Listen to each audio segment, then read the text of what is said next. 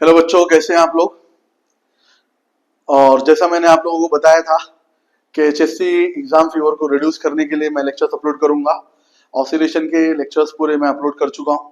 अब हमको फोकस करना है कि किस तरह से हमको न्यूमेरिकल्स पे कमांड आए। न्यूमेरिकल्स पे कमांड हासिल करने के लिए बच्चों जरूरी है कि आपको फॉर्मूले क्या होना चाहिए, बाय हार्ट होना चाहिए।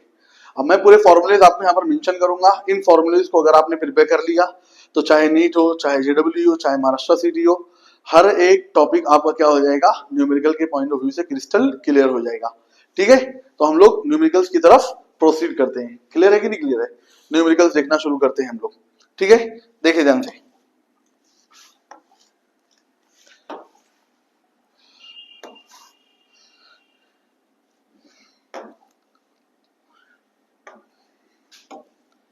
ठीक, स्टार्ट करते हैं हम लोग।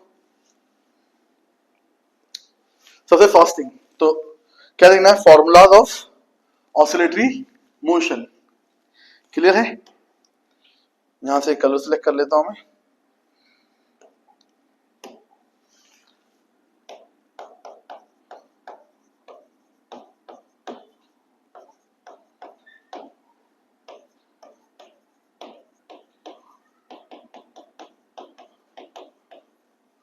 Formulas of oscillatory motion. Clear? First thing देखते हैं हम लोग। तो बच्चों सबसे फर्स्ट फॉर्मूला यहाँ पर जो आपको मिलता है वो कौन सा फॉर्मूला होता है? तो सबसे फर्स्ट फॉर्मूला यहाँ पे जो आपको ऑब्टेन होगा वो रीस्टोरिंग फोर्स का होगा। रीस्टोरिंग फोर्स, रीस्टोरिंग फोर्स जिसको किसी ने बन गया था एफ से। क्लियर है? तो रीस्टोरिंग फोर्स का फॉर्मूला हम लोग देखते हैं और रीस्टोरिंग फोर्स के फॉर्मूले को हम लोग आगे प्रोसीड करते हैं। क्या होता है रीस्टोरिंग फोर्स का फॉर्मूला? तो रीस्टोरिंग फोर्स का फॉर्मूला होता है हमारा F is equal to minus K into X. जहां पर F क्या हो गया आपका, रीस्टोरिंग फोर्स, K क्या हो गया, रीस्टोरिंग फोर्स कांस्टेंट, और X क्या हो गया, डिस्प्लेसमेंट हो गया।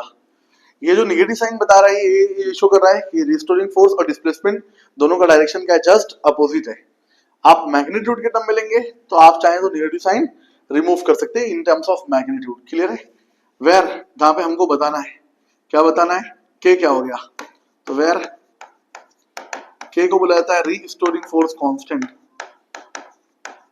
Restoring force constant. एक्स क्या होता है आपका, डिस्प्लेसमेंट होता है, displacement.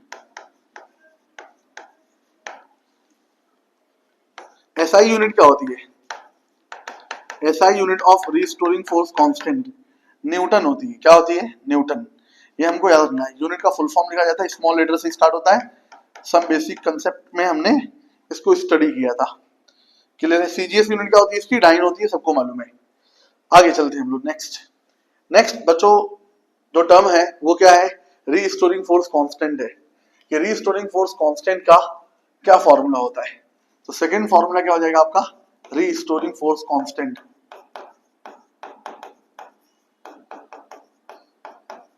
Restoring force constant, restoring force constant को बच्चों के से रिप्रेजेंट किया जाता है। क्लियर है? इसको और क्या बोला जाता है, स्प्रिंग कांस्टेंट। क्या बोला जाता है, स्प्रिंग कांस्टेंट बोला जाता है बच्चों। क्लियर है? Restoring force constant K is equal to, formula क्या हो गया, रीस्टोरिंग फोर्स पर unit displacement K is equal to F by X. In terms of magnitude ले लिया मैंने इसको, कोई डाउट? रीस्टोरिंग फोर्स कांस्टेंट हो गया। अभी इसकी एसआई यूनिट क्या होती है, एसआई यूनिट ऑफ के की एसआई यूनिट क्या होती है? तो फोर्स की यूनिट क्या होगी, न्यूटन होगी, और डिस्प्लेसमेंट की यूनिट क्या होगी, मीटर होगी। तो क्या हो जाएगा, न्यूटन पर मीटर। ये एसआई यूनिट होगी। तो सीजीएस यूनिट आप निकाल सकते हैं, क्या हो जाएगी सीजीएस यूनिट, डाइन पर सेंटीमीटर हो जाएगी। डायमेंशन, कई जगहों पर इसका डायमेंशन पूछा गया है। क्या पूछा गया बच्चों, डायमेंशन ऑफ के। तो के का डायमेंशन पूछेगा तो फोर्स का डायमेंशन क्या होता है, m1 l1 t-2, और नीचे भी l1 है, l1 ऊपर आएगा तो l-1, 1 माइनस 1 कितना हो जाएगा, 0। तो इसका डायमेंशन क्या हो जाएगा, m1 l0 t-2, m1 l0 t-2।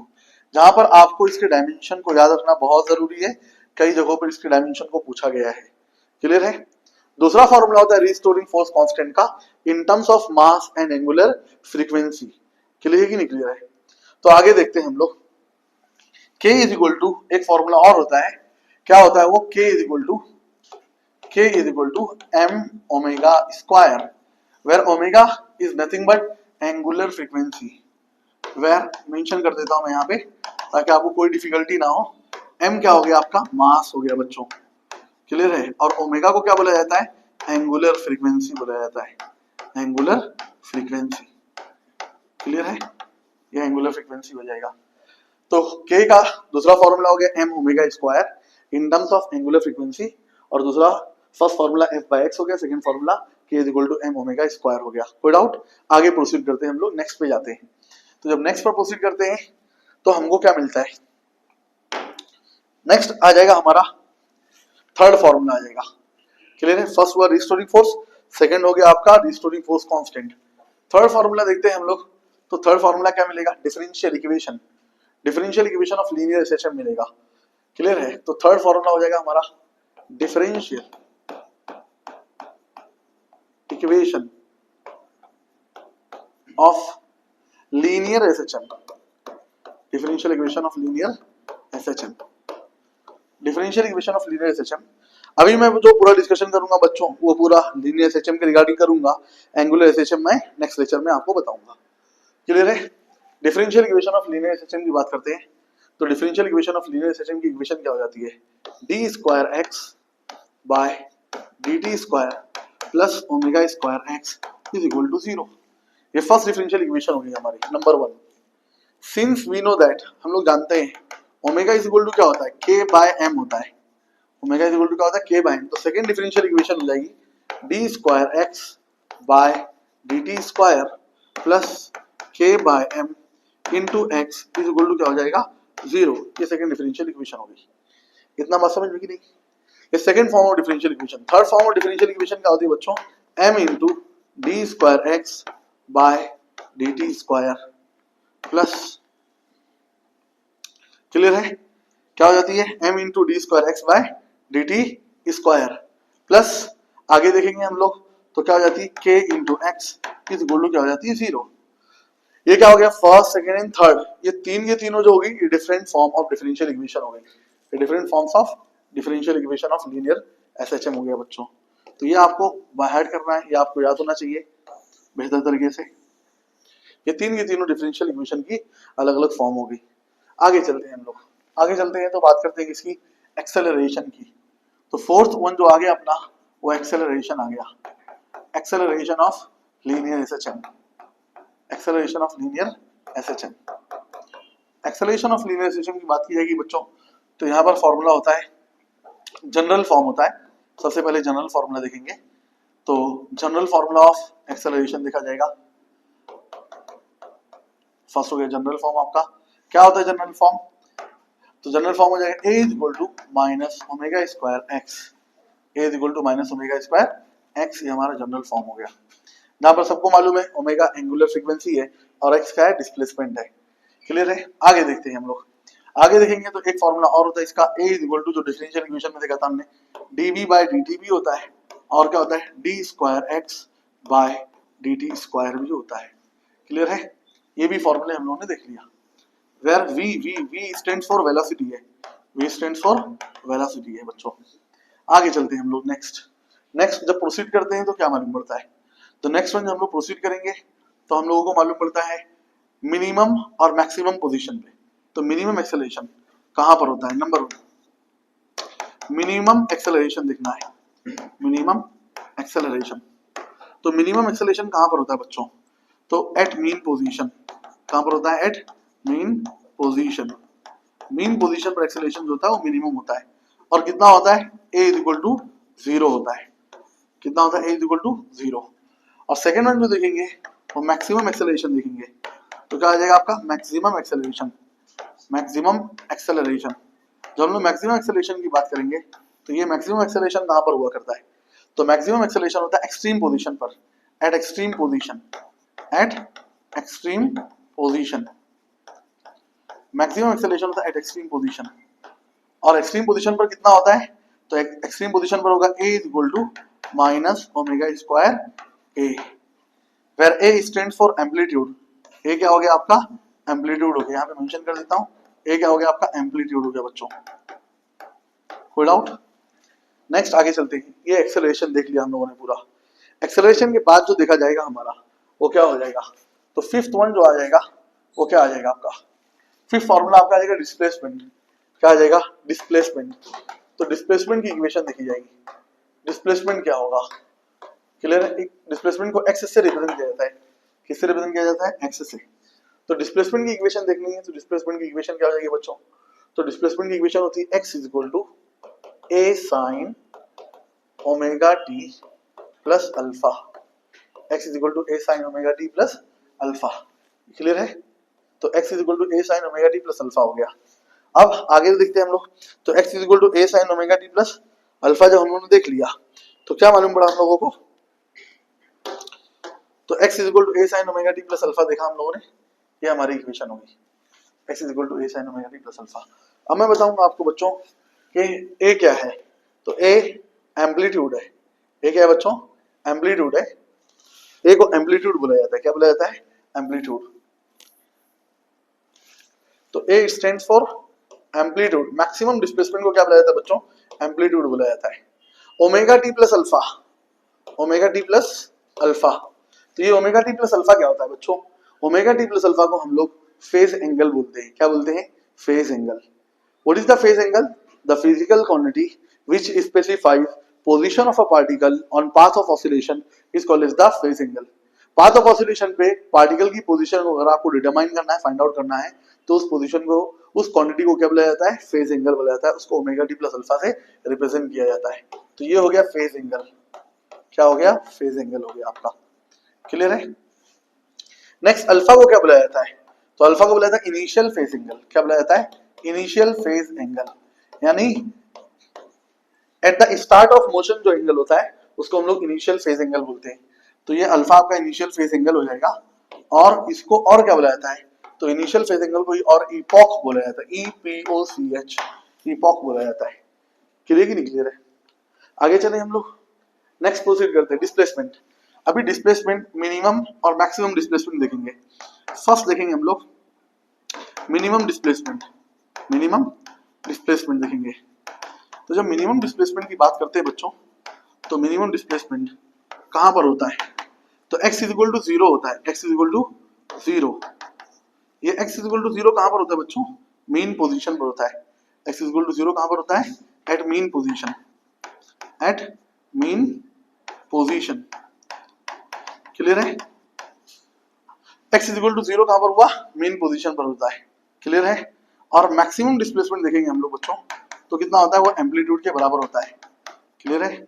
Maximum displacement, तो मैक्सिमम डिस्प्लेसमेंट जो होगा वो क्या होगा, x is equal to plus minus a होगा, वेयर a स्टैंड्स फॉर क्या होता है बच्चों, एम्पलीट्यूड होता है, a स्टैंड्स फॉर एम्पलीट्यूड। ये कहां पर हो गया, eight extreme position, at extreme position, clear है?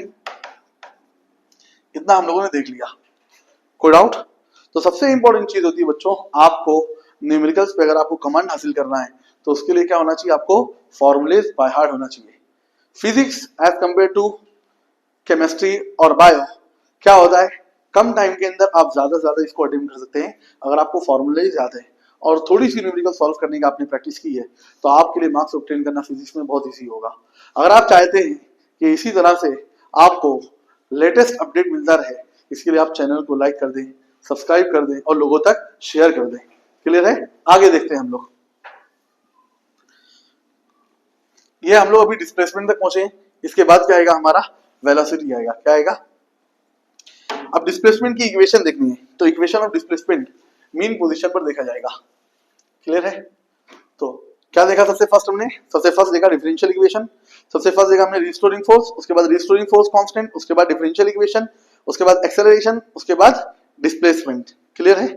तो हम लोगों ने डिस्प्लेसमेंट तक देख लिया, अब आगे बढ़ते हैं हम लोग, आगे बढ़ेंगे तो डिस्प्लेसमेंट का ही फॉर्म है ये, इक्वेशन ऑफ डिस्प्लेसमेंट। क्या आता है आपका, इक्वेशन ऑफ डिस्प्लेसमेंट। तो इक्वेशन ऑफ डिस्प्लेसमेंट की बात की जाएगी, equation of displacement number 1 at mean position, at mean position.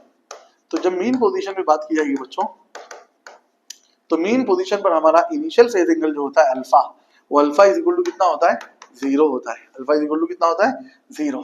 तो जब अल्फा इज इक्वल टू 0 हो जाएगा बच्चों आपका मीन पोजीशन पर इनिशियल फेज एंगल 0 हो गया, तो हमारी इक्वेशन ऑफ डिस्प्लेसमेंट क्या हो जाएगी, x is equal to a sin omega t हो जाएगा। ओमेगा t प्लस अल्फा था, अल्फा की प्लेस पे हमने 0 रख दिया, इसलिए हमारी इक्वेशन क्या होगी, x is equal to a sin omega t। ये बहुत इंपॉर्टेंट इक्वेशन है बच्चों, इसके ऊपर आपको फुल कमांड होना चाहिए। इसी के बेसिस पे आप equation of velocity, equation of acceleration क्या करेंगे, डिटरमाइन करेंगे। क्लियर है? आगे चलते हैं हम लोग। तो आगे चलते हैं तो क्या मालूम पड़ता है हम लोगों को, आगे चलेंगे तो ये देखते हैं, ये इक्वेशन ऑफ डिस्प्लेसमेंट मिल गई हमको कहां पर, मीन पोजीशन पर। सेकंड वन देखते हैं हम लोग, तो क्या हो जाता है हमारा, तो सेकंड वन देखेंगे at extreme position, at extreme position. तो at extreme position, at extreme position आप देखेंगे तो वहां पर अल्फा की वैल्यू जो हो जाती है बच्चों, वो क्या हो जाएगी, π/2 हो जाएगी, या फिर कितना हो जाएगी, 3π/2। और मीन पोजीशन की बात करें तो एंगल 0 होगा, या फिर पाई होगा, या फिर 2π होगा। क्लियर है कि नहीं क्लियर है? और एक्सट्रीम पोजीशन की बात करें, अल्फा इज इक्वल टू π/2 हो गया, 3π/2 हो गया, और इसके मल्टीपल्स आते चले जाएंगे आपको। तो अगर π/2 रखते हैं हम लोग तो क्या हो जाएगी, आप लोगों ने ट्रिग्नोमेट्री में इसको पढ़ा होगा, x is equal to a cos omega t। अब सबको मालूम है कि अगर हम लोग डिस्प्लेसमेंट को डिफरेंशिएट कर देंगे तो वेलोसिटी मिल जाएगा, और वेलोसिटी को डिफरेंशिएट कर देंगे तो एक्सेलरेशन मिल जाएगा। इसलिए अगर आप चाहते हैं कि आपको वेलोसिटी और डिस्प्लेसमेंट की इक्वेशन हमेशा याद रहे, तो आपको डिस्प्लेसमेंट की इक्वेशन पहले याद करना पड़ेगा। अगर आप चाहते हैं कि वेलोसिटी और एक्सेलरेशन की इक्वेशंस आपको बाय हार्ट हो, तो उसके लिए सबसे फर्स्ट आपको क्या होना पड़ेगा, डिस्प्लेसमेंट की इक्वेशन को बाय हार्ट करना पड़ेगा। दूसरी बात ये याद रखिए कि इन्हीं इक्वेशंस का यूज करके आप ग्राफिकल रिप्रेजेंटेशन शो करेंगे, आप ग्राफ ड्रॉ करेंगे, बराबर है, जिनको बोला जाता है फेजर डायग्राम। अगर ये इक्वेशंस आपको बाय हार्ट नहीं है तो आप फेजर डायग्राम ड्रॉ नहीं कर पाएंगे। अगर आपकी इक्वेशंस बाय हार्ट होंगी तो फेजर डायग्राम आप हंसते खेलते क्या कर देंगे, उसको ड्रॉ कर देंगे इंशाल्लाह। समझ में बती नहीं? आगे चलते हैं हम लोग। तो आगे चलते हैं तो क्या मालूम पड़ता है हम लोगों को, तो ये हमको इक्वेशन मिल गई, बराबर है, ये इक्वेशन हमको ऑब्टेन हो गई। मैं उम्मीद करता हूँ आप सभी लोगों को समझ में आया होगा। ये इक्वेशन ऑफ डिस्प्लेसमेंट मिली। इक्वेशन ऑफ डिस्प्लेसमेंट के बाद आगे प्रोसीड करते हैं हम लोग, तो क्या मिलता है हम लोगों को इक्वेशन ऑफ डिस्प्लेसमेंट के बाद बच्चों, थर्ड जो मिलेगा आपको, यानी सिक्स्थ वन, वो सिक्स्थ वन क्या हो जाएगा आपका, तो सिक्स्थ वन हो जाएगा आपको equation of velocity. Equation of velocity, equation of velocity की बात करेंगे अगर हम लोग, वेलोसिटी को v से रिप्रेजेंट किया जाता है, तो क्या होता है, v is equal to plus minus omega under root of a square minus of x square, ये इक्वेशन होती है। क्लियर है? तो ये इक्वेशन किसकी होगी बच्चों, ये इक्वेशन होगी आपकी वेलोसिटी की। तो ये वेलोसिटी की इक्वेशन क्या होना चाहिए आपको, बाय हार्ट होना चाहिए बेहतर तरीके से। ठीक है, ये देखिए इक्वेशन ऑफ वेलोसिटी होगी तो आपको बाय हार्ट होना चाहिए। आगे चलते हैं हम लोग, नेक्स्ट प्रोसीड करते हैं, तो क्या मालूम पड़ेगा। अब ये ओमेगा सबको मालूम है, angular frequency a, amplitude x, displacement है, so it is not necessary that we should mention each and every term. Clear है? आगे चलते हैं हम लोग। अब वेलोसिटी की बात की जाएगी, क्या वेलोसिटी की वैल्यू देखी जाएगी, value of velocity, value of velocity. Clear की नहीं क्लियर है? या फिर आप इस तरह से कह लीजिए इसको, velocity at mean position and velocity at extreme position. Clear है? तो नंबर वन लिखता हूं मैं, at mean position, at mean position. अगर हम लोग मीन पोजीशन की बात करेंगे बच्चों, तो वहां पर सबको मालूम है डिस्प्लेसमेंट 0 होता है, x इज इक्वल टू 0 होता है। इस इक्वेशन में आप x की प्लेस पे 0 लग देंगे तो क्या हो जाएगा, a स्क्वायर अंदर बचेगा, a स्क्वायर रूट से बाहर निकलेगा तो क्या हो जाएगा, बोलो प्लस माइनस ओमेगा a हो जाएगा। तो मालूम पड़ा कि वेलोसिटी की इक्वेशन आपकी जो मैक्सिमम होती है वो v max is equal to क्या हो जाता है, बोलो plus minus omega a square. अब आपको याद रखने की जरूरत है, एक्सेलरेशन में हमारा मैक्सिमम एक्सेलरेशन जो आया था वो माइनस ओमेगा स्क्वायर a आया था। यहाँ पर जो हमारी वेलोसिटी आई है वो प्लस माइनस ओमेगा a आएगी, ना कि a स्क्वायर आएगी। क्लियर? तो मैं उम्मीद करता हूं कि आपको समझ में आया होगा। तो आपको बच्चों याद रखना है, हर एक वैल्यू जो है, हर एक फिजिकल क्वांटिटी, हर एक फिजिकल क्वांटिटी एक्सट्रीम पर एक्सट्रीम है और मीन पर मिनिमम है और एक्सट्रीम पर मैक्सिमम है, except velocity and kinetic energy. सिर्फ वेलोसिटी और काइनेटिक एनर्जी ये दोनों इक्वेशन ऐसी इक्वेशन है जो क्या होती है, मैक्सिमम होती है। कहां पर, एक्सट्रीम पर। एक्सट्रीम ये मीन पर एक्सट्रीम होती है, यानी मीन पर मैक्सिमम होंगी और एक्सट्रीम पर मिनिमम होंगी। क्लियर है? तो जितनी भी फिजिकल क्वांटिटीज हैं वो सब के सब मीन पर मिनिमम, एक्सट्रीम पर maximum, except velocity and kinetic energy, जो मीन पर मैक्सिमम होगी और एक्सट्रीम पर मिनिमम होगी। ये हम लोगों ने देख लिया। इसीलिए वेलोसिटी जो होगी वो मैक्सिमम होगी। कितना होगी, प्लस माइनस ओमेगा ए। आगे चलते हैं। एट मीन पोजीशन देखा हमने। अभी नेक्स्ट क्या आ जाएगा आपका, एट एक्सट्रीम पोजीशन। तो एट एक्सट्रीम पोजीशन अगर आप देखते हैं तो क्या दिखाई देता है आपको, एट एक्सट्रीम पोजीशन। तो एक्सट्रीम पोजीशन पे अगर आप देखेंगे बच्चों, तो एक्सट्रीम पोजीशन पर आपको दिखाई देगा x इज इक्वल टू, क्या था वहां पर, 0 था। तो एक्सट्रीम पोजीशन पर x इज इक्वल टू क्या हो जाएगा बोलो, प्लस माइनस a हो जाता है। x की प्लेस पे आप a रख देंगे, a square minus a square क्या हो जाएगा, 0 हो जाएगा। तो वेलोसिटी मिनिमम हो जाएगी। इसलिए मिनिमम वेलोसिटी जो होती है, मालूम पड़ा, एक्सट्रीम पोजीशन पर वेलोसिटी क्या होती है, मिनिमम होती है। और कितना होती है, 0। कितना होती है, 0 होती है बच्चों। तो ये चीज आपको क्या होना चाहिए, बाय हार्ट होना चाहिए मेरे भाई। समझ में आई बात आपको? ये चीज क्या होना चाहिए आपको, बाय हार्ट होना चाहिए। ये हमने देख लिया, कोई डाउट? ये एक्सट्रीम पोजीशन पर वेलोसिटी देख लिया। अब इक्वेशंस ऑफ वेलोसिटी देखना है मीन पोजीशन पर और एक्सट्रीम पोजीशन पर।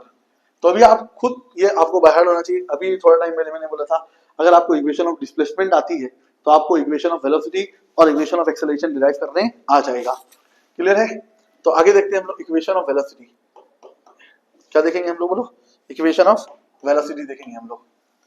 क्लियर है? तो इक्वेशन ऑफ वेलोसिटी देखते हैं हम लोग।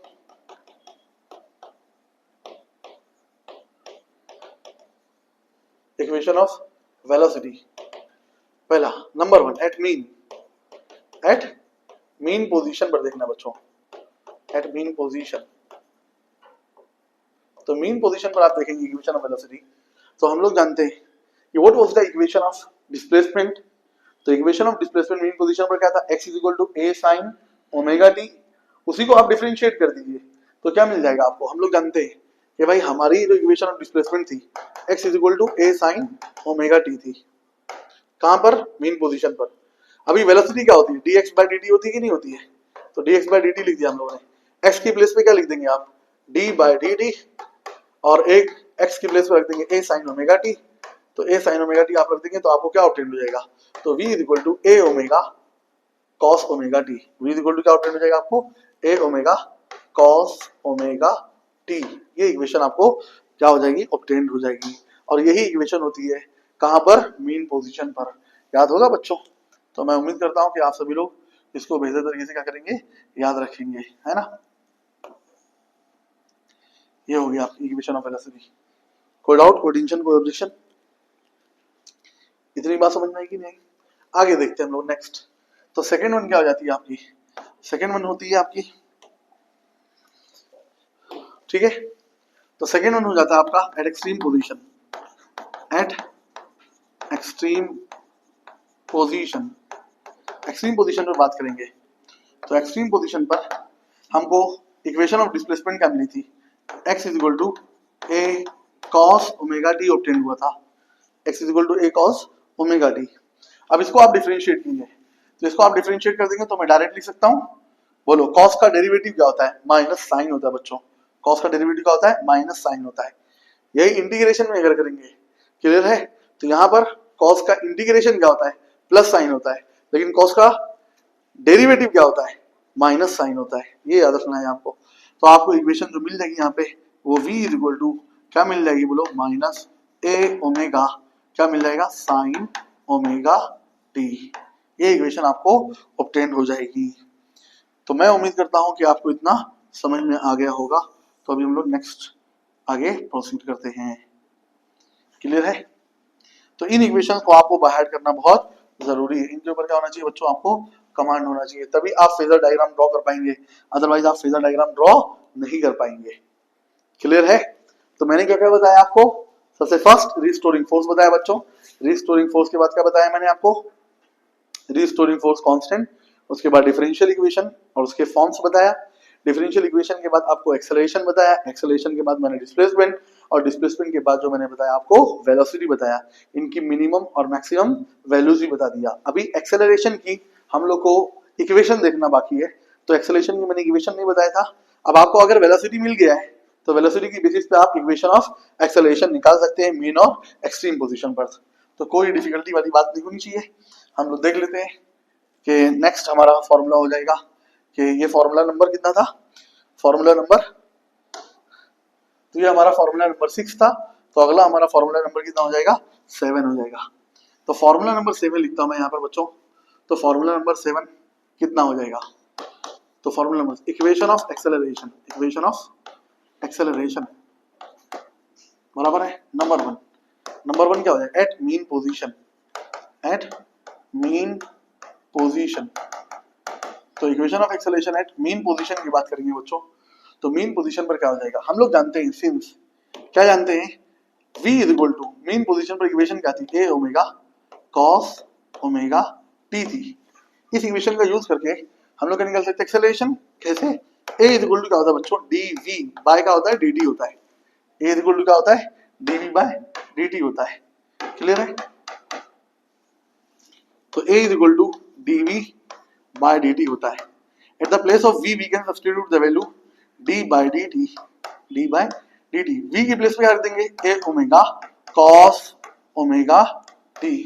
क्लियर है, अब क्या हो जाएगा, इसका जो डेरिवेटिव अपने को निकल कर आएगा वो कितना हो जाएगा, a is equal to minus, अब cos है ना, तो cos का डेरिवेटिव क्या होता है, साइन होता है, तो क्या मालूम पड़ जाएगा, minus a omega square, minus a omega square sine omega t, minus a omega square sine omega T.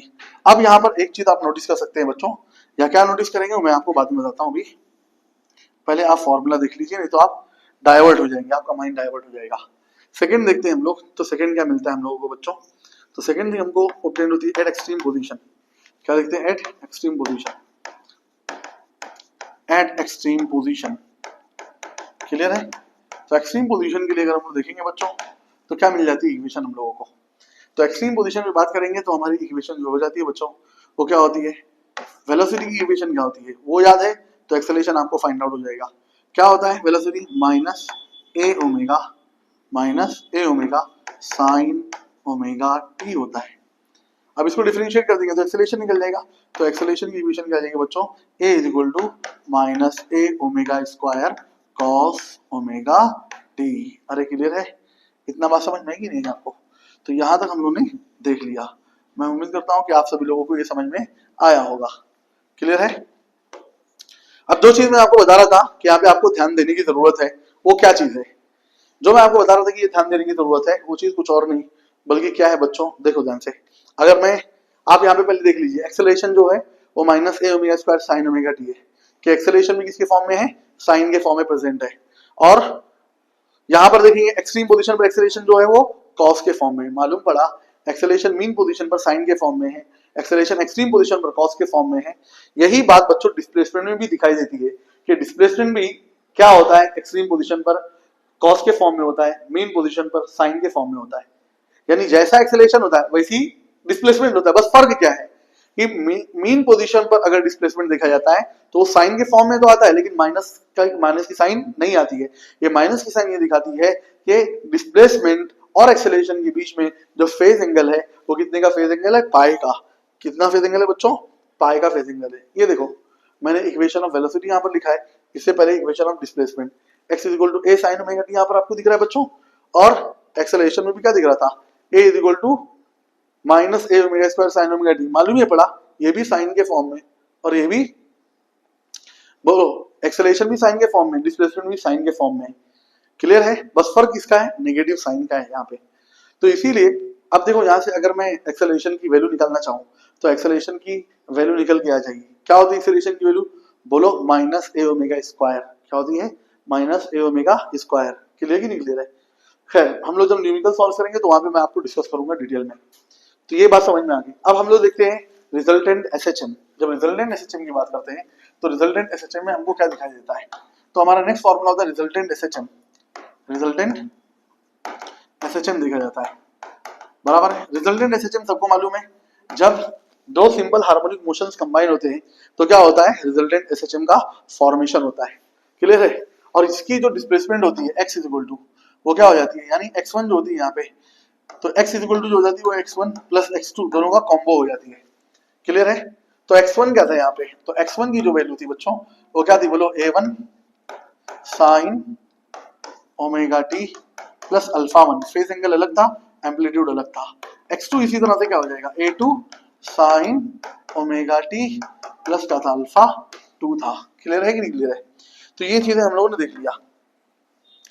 Clear. अब यहां पर देखते हैं बच्चों हम लोग के ये अपनी इक्वेशन ऑफ रिजल्टेंट डिस्प्लेसमेंट है, यानी जब दो एसएचएम्स कंबाइन होते हैं तो एक रिजल्टेंट एसएचएम का फॉर्मेशन हुआ करता है। अब जो रिजल्टेंट एसएचएम की इक्वेशन आती है वो फाइनल इक्वेशन क्या आती है, तो इक्वेशन ऑफ रिजल्टेंट एसएचएम देखेंगे हम लोग बच्चों, तो क्या होती है equation of resultant SHM, equation of resultant SHM. तो इक्वेशन ऑफ डिस्प्लेसमेंट है एक्चुअल में क्या होती है, x इज इक्वल टू ए। तो अब यहां पर a नहीं लिखा जाएगा बच्चों, अब यहां पर क्या लिखा जाएगा, r लिखा जाएगा। क्या मेंशन किया जाएगा यहाँ पे, r। तो x इज इक्वल टू क्या हो जाता है, r sine omega t plus क्या हो जाएगा, delta. x is equal to r sine omega t plus delta. इतना बात समझ में आ रही है कि नहीं आ रही है। और ये x is equal to r sine omega t plus delta अगर हम लोग लेते हैं तो ये अपने को इक्वेशन ऑफ रिजल्टेंट डिस्प्लेसमेंट मिलती है। क्लियर है। ये आपको याद रखना है और इसका डेरिवेशन बोर्ड में आएगा ना तो 4 मार्क्स के लिए आता है। Equation of resultant displacement, resultant amplitude, resultant phase angle. तो ये हमने देख लिया, इक्वेशन ऑफ रिजल्टेंट डिस्प्लेसमेंट देख लिया हम लोगों ने, सबसे फर्स्ट थिंग देखा इसके अंदर। अभी सेकंड थिंग देखेंगे तो सेकंड थिंग क्या दिखाई देता है, सेकंड थिंग आता है आपका बच्चों equation of resultant amplitude, resultant amplitude. तो इक्वेशन ऑफ रिजल्टेंट एम्पलीट्यूड अगर देखेंगे बच्चों आप तो उसको r से रिप्रेजेंट किया जाता है। किससे रिप्रेजेंट किया जाता है, r से। इक्वेशन ऑफ रिजल्टेंट एम्पलीट्यूड किससे रिप्रेजेंट किया जाता है, r से। और उसकी इक्वेशन क्या होती है, तो उसकी इक्वेशन की बात करेंगे हम लोग तो उसकी इक्वेशन होती है r is equal to under root of a square plus a1 square plus a2 square plus 2a1 a2 plus 2a1 a2 into cos alpha 1 minus alpha 2 होता है। क्लियर की नहीं क्लियर है, ये चीज आपको याद रखने की जरूरत है बच्चों। और ये जो इक्वेशन होगी आपकी, तो किसकी इक्वेशन होगी बोलो, इक्वेशन ऑफ रिजल्टेंट एम्पलीट्यूड की होगी। तो ये होगी आपकी इक्वेशन ऑफ रिजल्टेंट एम्पलीट्यूड, जो आपको क्या होना चाहिए, बाय हार्ट होना चाहिए। क्लियर है बच्चों। तो ये इक्वेशन ऑफ रिजल्टेंट एम्पलीट्यूड मैं उम्मीद करता हूँ कि आपको समझ में आया होगा, आपको याद रखना है। अब यहाँ पे अलग अलग केसेस थे, वो अलग अलग केसेस क्या थे कि हम लोगों ने देखा था यहाँ पर कि अगर केस 1 रहेगा, केस 1, तो केस 1 में alpha 1 minus alpha 2, alpha 1 minus alpha 2 is equal to अगर क्या हो जाता है, पाई बाय 2 या फिर 3 पाई बाय 2 हो जाता है। क्लियर की नहीं क्लियर है। तो अगर पाई बाय 2 या 3 पाई बाय 2 हो जाता है तो पाई बाय 2 अगर हो गया तो कॉस अल्फा 1 माइनस अल्फा 2 क्या हो जाता है बच्चों, 0 हो जाता है। और पाई बाय 2 अगर मेंशन कर दिया तो कौन सी पोजीशन होती है, एक्सट्रीम पोजीशन। और एक्सट्रीम पोजीशन पर हम लोग जानते हैं कि अपना फेज एंगल जो आता है वो पाई बाय 2 या 3 पाई बाय 2 आता है। और पाई बाय 2 यानी 90 और 3 पाई बाय 2 यानी 270, ये दोनों केस के अंदर कॉस की वैल्यू क्या हो जाती है, 0 हो जाती है। ये दोनों के अंदर कॉस की वैल्यू क्या होती है, 0। तो इसीलिए जब 0 हो जाएगा तो अपने को इक्वेशन क्या मिलेगा, अगर पाई बाय 2 है बच्चों तो अपने को इक्वेशन मिल जाएगी, क्या मिल जाएगी, r इज इक्वल टू, मैं डायरेक्ट लिख देता हूँ a1 square plus a2 square plus 2a1 a2 मिलेगा सिर्फ। और इस केस में अपनी जो r की वैल्यू होती है वो मैक्सिमम होती है। और कितना होती है, r max is equal to कितना होता है बच्चों, a1 प्लस a2 होता है, a1 प्लस a2। और अगर a1 is equal to a2 is equal to क्या हो जाए, a हो जाए, तो a प्लस a कितना a हो जाता है, 2a हो जाता है। तो r मैक्स की वैल्यू कितना हो जाएगी, 2a हो जाएगी। ये दो केसेस क्या है, पॉसिबल है। इतनी बात समझ में आएगी नहीं। तो ये क्या करना पड़ेगा, आपको बाय हार्ट करना पड़ेगा। क्लियर, ये रट्टाफाइड होना चाहिए तो आपको न्यूमेरिकल सॉल्व करने में बिल्कुल मजा आ जाएगा। क्लियर है, समझ में आती नहीं, एकदम ध्यान से देखो मेरे भाई, नजर हटी दुर्घटना घटी। क्लियर की नहीं क्लियर है, इसलिए ये क्या होना चाहिए, याद होना चाहिए पब्लिक को। समझ गए, आगे देखते हैं हम लोग नेक्स्ट। नहीं तो बाद में पब्लिक बोलती है न्यूमेरिकल सॉल्व करने नहीं आता है, बार बार बोलते रहते हैं, सीबीआई बोलते रहते हैं न्यूमेरिकल सॉल्व करने नहीं आता है। अब ऐसा नहीं कोई टीचर क्या है एकदम मैजिक है और सीधा सकलक बुम बुम हो जाएगा, पेंसिल घुमाएगा और बेहतर तरीके से क्या हो जाएगा, काम बन जाएगा। ऐसा नहीं होता है। आपको क्या करना पड़ेगा, इसको प्रैक्टिस करना पड़ेगा, बाय हार्ट करना पड़ेगा। केस 2 देखते हैं हम लोग। तो केस 2 में क्या दिखाई देता है आपको? केस 2 में हम लोग देखते हैं अगर alpha 1 minus alpha 2 is equal to कितना हो जाता है, तो अल्फा 1 माइनस अल्फा 2 की वैल्यू अगर कितना हो जाती है, हम लोग देखते हैं 0 हो जाती है, या कितना हो जाती है, पाई हो जाती है, ठीक है। तो cos 0 की वैल्यू कितना होती है बच्चों? 1 होती है। cos 0 की वैल्यू कितना होती है? 1 होती है। तो इस केस में r की वैल्यू कितना हो जाएगी? क्लियर है? तो इस केस में अगर हम लोग देखते हैं तो हमारी r की वैल्यू जो मिल जाएगी आपको, वो क्या मिल जाएगी? r इज इक्वल टू, अब आप cos की वैल्यू कितना ले लिए? 1 ले लिए। अब देखो इसमें कंफ्यूजन होता है बच्चों को, इसमें क्या होता है कंफ्यूजन, जो चीज मैंने आपको बता दिया ये क्या होना चाहिए आपको? बाहर होना चाहिए, आपको इसको याद होना चाहिए। अगर हम लोग देखते हैं यहाँ पे alpha 1 minus alpha 2 pi by 2 है, बराबर है। तो पाई बाय 2 मैंने बताया था आपको 90 cos 90 कितना होता है? 0।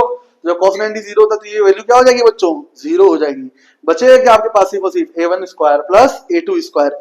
इसलिए भेजे में बात होनी चाहिए कि यहाँ पर क्या आना चाहिए? अंडर रूट आना चाहिए, कि under root of a1 square plus क्या आना चाहिए? a2 स्क्वायर आना चाहिए। क्लियर है?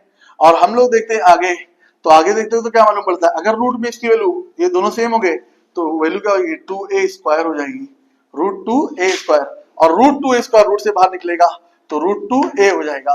और रूट 2 की वैल्यू कितना होती है? 1.414 होती है, तो आप 1.414 ले सकते हैं।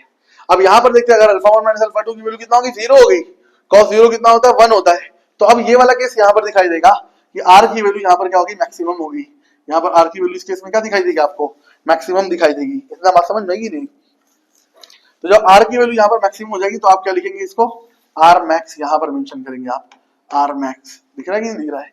और वहां पर जो r max आपने मेंशन किया है वो r max वहां पर नहीं आएगा। क्लियर कि नहीं क्लियर है? ये r max यहाँ पर आपको नहीं आएगा, यहाँ पर आपको r max दिखाई देगा। क्लियर है बच्चों? तो r max is equal to कितना हो जाएगा? तो a1 प्लस a2 का केस यहाँ पर दिखाई देगा।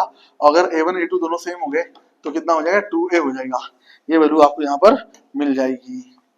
कोई डाउट, कोई टेंशन, कोई ऑब्जेक्शन? मैं उम्मीद करता हूँ समझ में आया होगा आपको। आगे चलते हैं हम लोग, आगे चलते तो केस 3 देखते हैं। केस 3 में क्या दिखाई देगा बच्चों आपको? तो केस 3 में आपको दिखाई देगा, केस 3 देखते हैं हम लोग। तो केस 3 में आपको क्या दिखाई देता है बच्चों? केस 3 में देखते हैं हम लोग। तो केस 3 के अंदर अगर अल्फा 1 माइनस अल्फा 2 की वैल्यू कितना हो जाए? पाई हो जाए, बराबर है। cos पाई कितना होता है बच्चों? cos पाई की वैल्यू होती है -1। तो यही इक्वेशन अब अपनी कैसे फॉर्म में हो जाएगी? ये हो जाएगी r मिनिमम। और हम लोग क्या लिखेंगे इसको? r minimum is equal to a1 minus a2। और अगर a1 माइनस a2, अगर a1 is equal to a2 is equal to क्या हो जाए? a हो जाए, तो आपकी r की वैल्यू कितना हो जाएगी बच्चों? 0 हो जाएगी। तो ये इस केस में हम लोगों ने वैल्यू देख लिया। मैं उम्मीद करता हूँ कि आपको समझ में आया होगा। कोई डाउट, कोई टेंशन, कोई ऑब्जेक्शन है तो आप लोग बता सकते हैं। अब आगे देखते हैं हम लोग रिजल्टेंट फेज एंगल। क्या देखते हैं? रिजल्टेंट फेज एंगल देखेंगे हम लोग। तो ये हम लोगों को दिखाई दिया। इसके बाद रिजल्टेंट फेज एंगल देखना है हम लोगों को, ठीक है। अब रिजल्टेंट फेज एंगल देखना बच्चों तो क्या दिखाई देगा आपको? रिजल्टेंट फेज एंगल में आपको दिखाई देगा, थर्ड फॉर्मूला हो गया इसका। Resultant phase angle, resultant phase angle को रिप्रेजेंट किया जाता है किससे? डेल्टा से। ये डेल्टा होता है। तो रिजल्टेंट फेज एंगल का फॉर्मूला क्या होता है? Delta is equal to tan inverse of a1 sin alpha 1 plus a2 sin alpha 2 by क्या हो जाता है बोलो? a1 cos alpha 1 plus a2 cos alpha 2।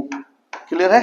यहाँ पर हमारा टॉपिक क्या होता है? कंप्लीट होता है। क्लियर है कि नहीं क्लियर है? तो ये इक्वेशन हम लोगों को दिखाई दी। इस इक्वेशन को बोलते हैं equation of resultant phase angle. तो अगर आपको resultant phase angle find out करने के लिए बोले तो इक्वेशन आपको लगानी पड़ती है। क्लियर है? तो आप एक मरतबा देख सकते हैं इसको बेहतर तरीके से। अगर आपको कोई डाउट हो तो आप लोग क्या कर सकते हैं? मुझे कमेंट कर सकते हैं। इस वीडियो को ज्यादा लोगों तक क्या कर दें? लाइक कर दें और शेयर कर दें और कमेंट करें। कोई भी डिफिकल्टी हो बिंदास बताने का, मैं आपके लिए क्या हूँ? हाजिर हूँ। कोई टेंशन लेने की जरूरत नहीं है। तो इतने एक मरतबा प्रीव्यू कर देता हूं हम लोग और प्रीवियस टॉपिक्स को शुरू से एक मरतबा देख लेते हैं हम लोग। क्लियर है? ये देखा हम लोगों ने इक्वेशन ऑफ डिस्प्लेसमेंट से स्टार्ट किया और इसके बाद हम लोगों ने प्रीवियस जो देखा वो ये देखा हम लोगों ने, ठीक है। तो इससे पहले हमारा क्या था? ये फर्स्ट था रिस्टोरिंग फोर्स। रिस्टोरिंग फोर्स के बाद हम लोगों ने रिस्टोरिंग फोर्स कांस्टेंट देखा और फिर उसके बाद रिस्टोरिंग फोर्स कांस्टेंट के बाद हम लोगों ने डिफरेंशियल इक्वेशन ऑफ लिनियराइजेशन देखा, एक्सेलरेशन देख लिया, एक्सेलरेशन के बाद हम लोगों ने डिस्प्लेसमेंट देख लिया। ठीक है, आप देख लीजिए ताकि कोई भी डिफिकल्टी हो तो टेंशन खत्म हो जाए।